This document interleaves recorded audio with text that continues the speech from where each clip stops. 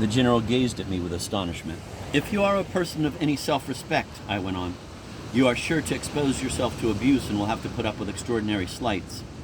In Paris, on the Rhine, and even in Switzerland, there are so many wretched little Poles and their French sympathizers that it is impossible to utter a word if you happen to be Russian." I had said this in French.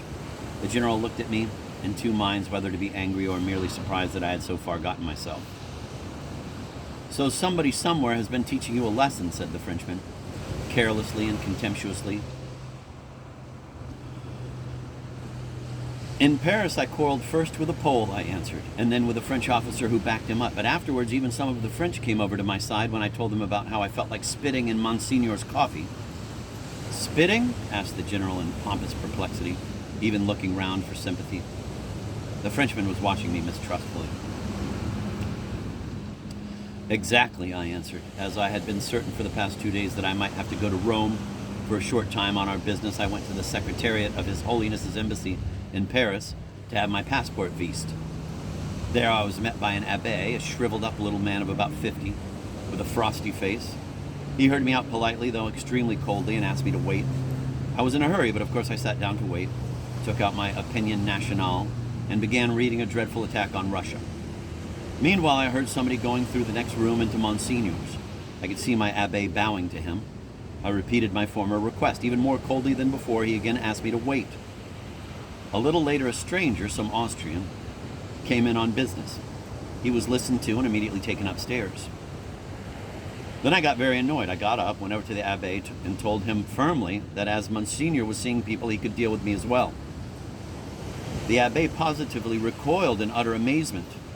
He simply couldn't understand how an insignificant Russian dared put himself on the same level as Monsignor's guest like that.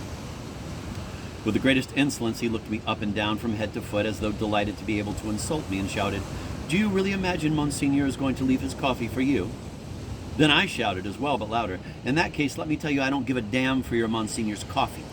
If you don't finish with my passport this instant, I shall go to see him myself." "What, when the cardinal is with him?" cried the abbé, recoiling from me in horror, and he rushed to the doors and barred them with outstretched arms, looking as if he would die rather than let me through.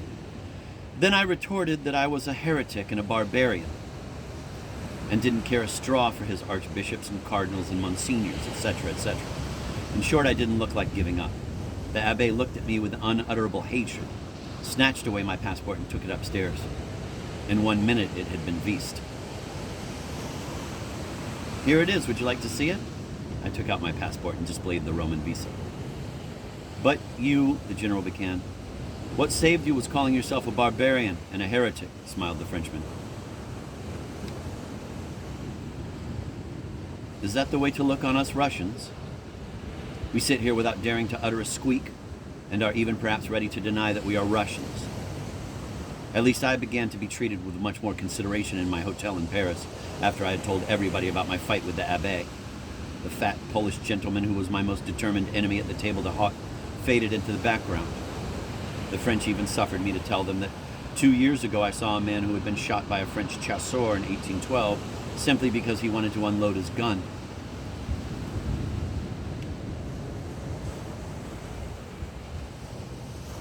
The man was a 12-year-old child at the time, and his family had not managed to get out of Moscow. "That's impossible," the Frenchman flared up. "A French soldier wouldn't shoot a child." "All the same, it happened," I answered. "It was a respectable retired captain who told me, and I saw the bullet scar on his cheek for myself."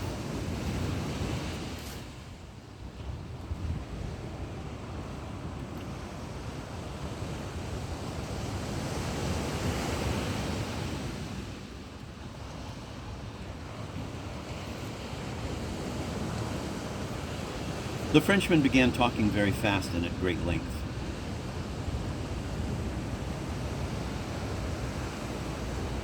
The general tried to support him, but I advised him to read, for example, at any rate, extracts from the memoirs of General Perovsky, who was a prisoner of the French in 1812.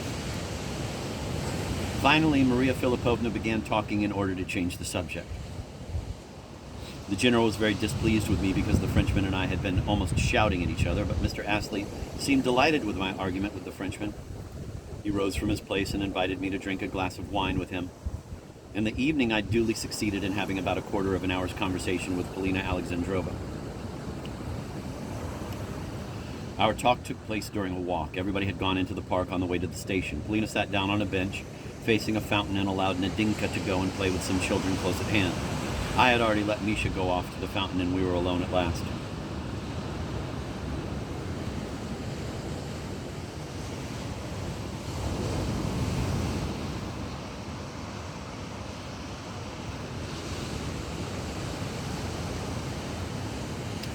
We began, of course, with business. Polina was really angry when I gave her only 700 gulden.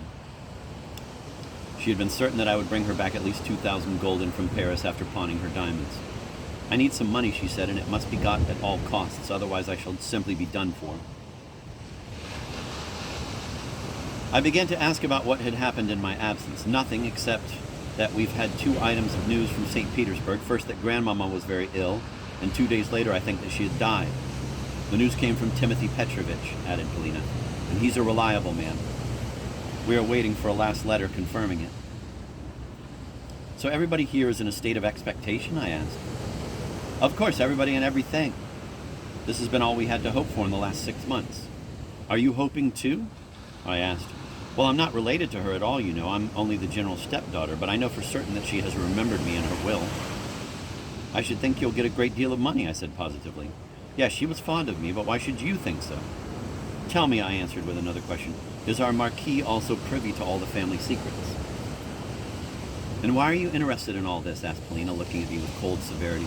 Why not? If I'm not mistaken, the general has already contrived to borrow money from him. You are very good at guessing. Well, then, would he have given him the money if he had not known about Grandmama? Did you notice at dinner, when he was saying something about her, he called her Grandmama La Grande Maman 3 times? What familiar and even intimate terms to be on. Yes, you're right. As soon as he knows I get something by the will, he will be making advances to me at once. Is that what you wanted to know? Only begin advances? I thought he had been making them for a long time. You know very well he hasn't, snapped Polina. Where did you meet that Englishman? She went on after a moment's silence. I just knew you would ask me about him straight away. I told her about my previous meetings with Mr. Astley on the way here. He's shy and susceptible. And of course he's in love with you, isn't he? Yes, he's in love with me, answered Polina. And of course he's 10 times as rich as the Frenchman. Has the Frenchman really got anything? Isn't there some doubt about it? No, there isn't. He owns a chateau. The general told me so quite definitely only yesterday. Well, is that enough for you? In your place, I would certainly marry the Englishman. Why? Asked Polina. The Frenchman is handsome, but he's more of a scoundrel. And the Englishman, besides being honorable, is 10 times richer, I said shortly. Yes, but on the other hand, the Frenchman is a marquis and cleverer, she answered with the utmost coolness. But are you sure of that? I went on in the same manner. Absolutely. Polina very much disliked my questions, and I could see she wanted to annoy me by the tone and wildness of her answer. I spoke of this at once. Well, the way you fly into a temper really amuses me. You ought to be made to pay for the mere fact that I allow you to ask such questions and make such suppositions. I do really consider I have the right to ask you any kind of question, I answered calmly, just because I am ready to pay for them any way you want and don't think my life of any value now. Polina laughed. Last time on the Schlangenberg, you said you were ready to throw yourself over the edge at a word from me, and it must be a drop of almost 1,000 feet. I will say that word one day solely in order to see you pay up, and you may be quite sure I shall not relent.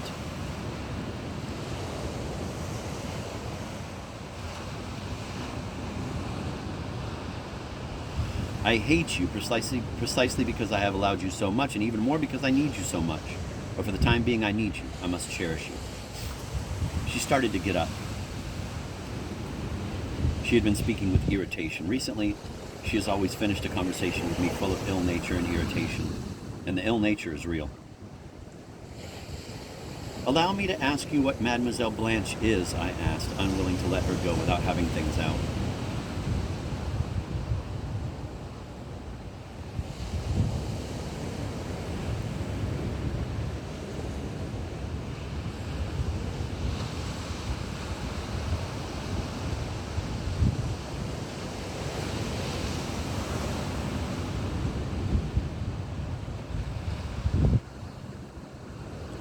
You know yourself what Mademoiselle Blanche is. There's nothing to add since those days. Mademoiselle Blanche will certainly become the General's wife, if, of course, the rumor about Grandmama's death is confirmed, because Mademoiselle Blanche and her mama and her third cousin, the Marquis, all know quite well that we are ruined.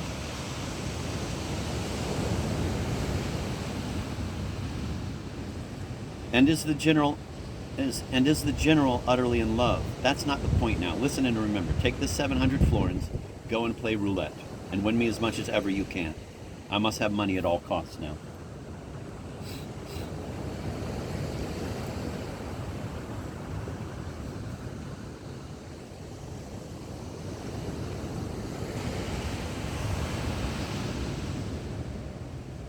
Saying this, she called to Nadinka and went off to the station, where she joined the rest of our party. I turned left into the first path I came across, thoughtful and wondering.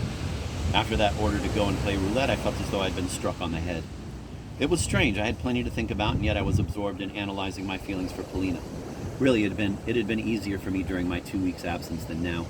On the day of my return, although during my journey I had been as melancholy as a madman, rushing about like one possessed and seeing her constantly before me, even in my sleep. Once, this was in Switzerland, falling asleep in a railway carriage, I apparently began talking out loud to her, to the amusement of all my fellow passengers. And now once more I asked myself the question, am I in love with her? And once more I did not know how to answer it. Or rather, I answered once more for the 100th time that I hated her. Yes, I hated her. There were moments, to wit, at the end of every one of our conversations, when I would have given half of my life to strangle her. I swear, if it had been possible to bury a sharp knife slowly in her breast, I think I would have seized it with pleasure.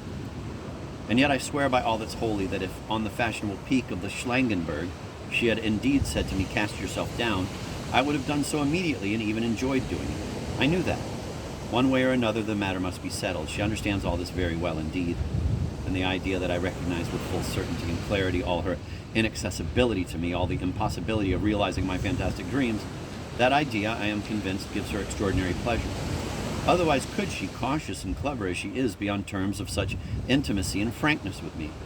I think that up to now her attitude to me has been like that of the Empress of antiquity, who would undress in front of her slave, not considering him a man. However, I had a commission from her to win at roulette at all costs. I had no time to wonder why or how soon it was necessary to win and what new plans had sprung to life in that perpetually scheming head. Besides, during these 2 weeks, 1,001 new facts, of which as yet I knew nothing, had evidently accrued. All these things must be divined. Everything must be gone into, and as soon as possible. But meanwhile, I had no time to lose. I must go to the roulette tables.